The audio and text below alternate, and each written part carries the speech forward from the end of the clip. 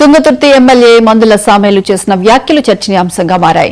కాంగ్రెస్ పార్టీని తూలనాడితే ఎవరిని క్షమించనని హెచ్చరించారు ఆయన. సీఎం రేవంత్ రెడ్డి నాయకత్వంలోని ప్రజాపాలనలో తాను భాగస్వామినని స్పష్టం చేశారు. నియోజకవర్గంలో పార్టీ పదవులు కావాలన్నా తననే నేరుగా సంప్రదించాలని కార్యకర్తలకు సామేల్ సూచించారు.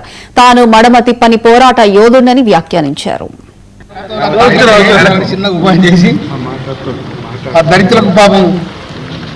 మూడు లక్షల అకౌంట్లు వేసి చూపించింది కానీ అర్థం ఓట్లు పడతాయి ఎప్పుడు ఉంటాయి వాళ్ళకు అంత కాంగ్రెస్ చేసింది.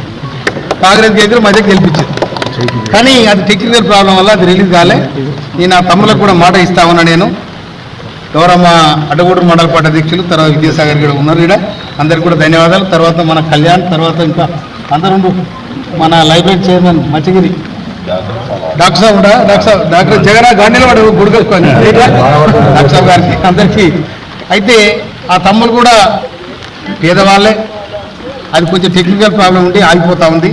తప్పకుండా నేను గౌరవ మన ఇన్ఛార్జ్ మినిస్టరు మరి సోషల్ మినిస్టర్ ఆయనే ఎవరో మన అడ్డూరు లక్ష్మణ్ గారు వారితో